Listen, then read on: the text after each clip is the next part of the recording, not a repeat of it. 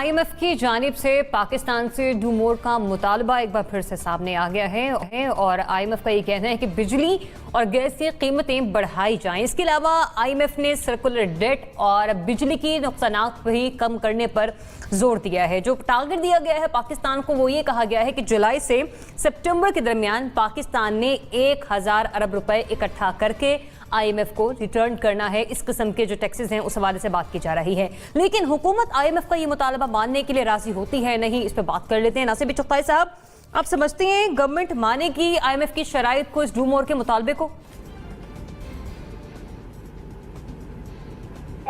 देखिए, गवर्नमेंट ने मुआहदा किया हुआ आईएमएफ से, आईएमएफ की शराइत के ऊपर, और वो जब भी आईएमएफ शर्त लगाती है तो वो इस उसके अपने मुफाद में होती है कि ये इतना टैक्स लगा दें कि मेरा कर्जा वापस कर सकें। वो गारंटी लेती है इस बात की कि आप कर्जा वापस करने के लिए इक़दाम करेंगे। तो हुकूमत को जो इक़दाम तजवीज़ की आईएमएफ ने, हुकूमत ने वो करने हैं, चाहे ना चाहें, रोएं गाएं, कुछ भी करें, माजी की हुकूमतों को बुरा भला कहें, 72 साल के निज़ाम को बर्बाद कर दें बुरा, लेकिन करना वही है। आईएमएफ के पास आप गए थे, देर से गए ताख़िर से गए, ये एक अलग बहस है, लेकिन जब आईएमएफ आती है तो अपने साथ एक बंडल लाती है कंडीशंस का, शराइत का, कि जी आपके हाथ में ये हथकड़ी होगी। तो हथकड़ी हमने पहन ली हुई है, हमने पहन ली, मजबूरी है हमारी, और दुरुस्त पहनी हुई है हमने। अगर हम नहीं पहनते तो हमारा हाल बहुत बुरा होता। सही। मोना, एबीसी ने भी कहा कि गवर्नमेंट ने आईएमएफ से मुआहदा किया हुआ है। मैं एक पॉइंट यहाँ पे ऐड कर लूँ कि अगर मुआहदा आईएमएफ से है तो एक वादा आवाम से भी है, इस साल के बजट में किया गया कि दिसंबर 2020 तक अब बिजली और गैस की कीमतों में इजाफा नहीं किया जाएगा। तो बताइए, फिर मानेगी मुतालबा ये गवर्नमेंट?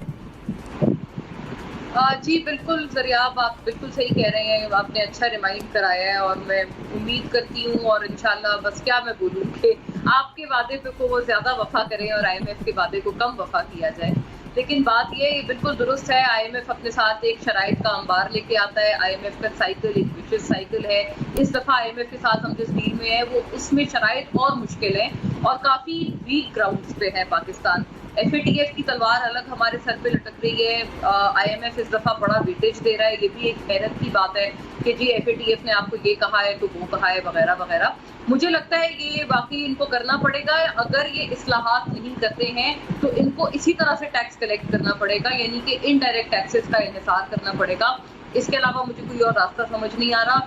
ऑलरेडी कोई 212% तक मेरा ख्याल है गैस के बिल बढ़ चुके हैं, क्योंकि जो सब्सिडी पहले दी गई थी वो विड्रॉ की थी, और पहले जो डील्स रही है आईएमएफ के साथ उनको हम किसी न किसी तरह आमादा कर लेते थे कि जी ये सब्सिडी इंटैक्ट रहने दें। मुझे लगता है इनको चाहिए मजीद बातचीत करें। अवाम यकीनन मजीद महंगाई का बोझ इतनी सूरत हाल में नहीं उठा सकते हैं, मुझे लग रहा है, लेकिन फिर भी मैं एक चीज़ मुझे लगता है कि ये गालिबन करेंगे। फिर भी उसका रीजन मुझे ये लग रहा है कि वजीर आजम साहब ने अब से कुछ रोज पहले एक कॉन्फ्रेंस से खिताब करते हुए ये कहा था कि इस दफा शदीद गैस का बहरान आएगा, और साथ साथ उन्होंने ये भी कहा था कि जो सब्सिडीज हैं वो डायरेक्ट अच्छी जगहों पर नहीं लग रही और गुर्बत के खात्मे के लिए डायरेक्टेड नहीं है। तो लिहाजा वो एक ऑलरेडी हिंट मुझे लगता है दे चुके हैं कि वो मजीद सब्सिडीज अगर विड्रॉ करते हैं तो ये खदशा मुझे है। और मुझे लग रहा है कि जैसे उन्होंने एक प्रेपरेटरी स्पीच आवाम के लिए दी थी कि जैसे गालिबन अनफॉर्चुनेटली अगर कीमतें बढ़ानी पड़ जाए उनको, ये जो शराइत हैं इससे हुकूमत बखूबी वाकिफ है, इकोनॉमिक टीम को भी बखूबी पता है कि ये शराइत हैं आईएमएफ की तरफ से जिनको वो बहुत हार्ड प्रेस कर रहे हैं पाकिस्तान को। जनरल साहब, मोना कह रही है प्राइम मिनिस्टर ऑटोमेटिकली एक इंदिया दे चुके हैं अवाम को, वो प्रैक्टिकली भी ऐसा ही करेंगे, मान लेंगे मुतालबा आईएमएफ का?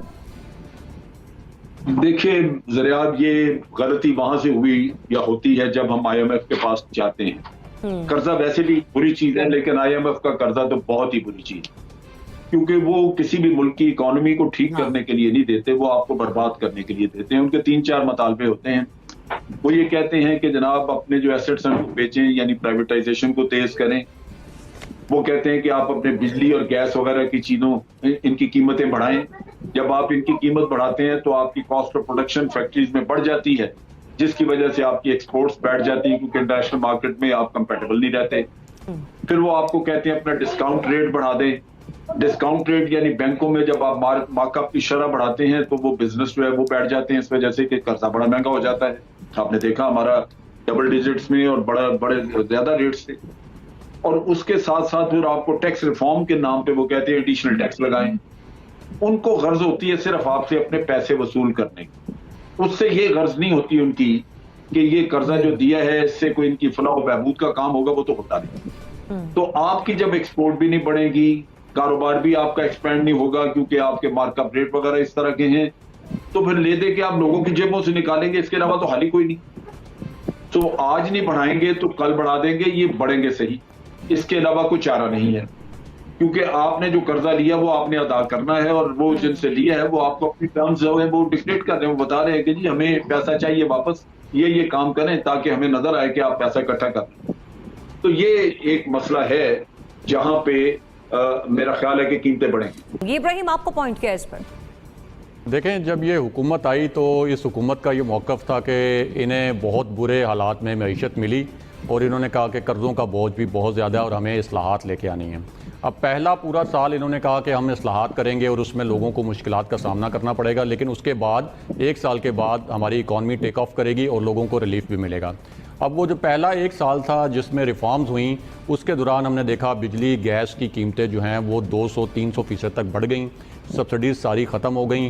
लोग फाइनेंशियल डिसिप्लिन तो शायद हुकूमत लेके आई हो, लेकिन उस फाइनेंशियल डिसिप्लिन के दौरान बहुत से लोग बेरोज़गार भी हो गए।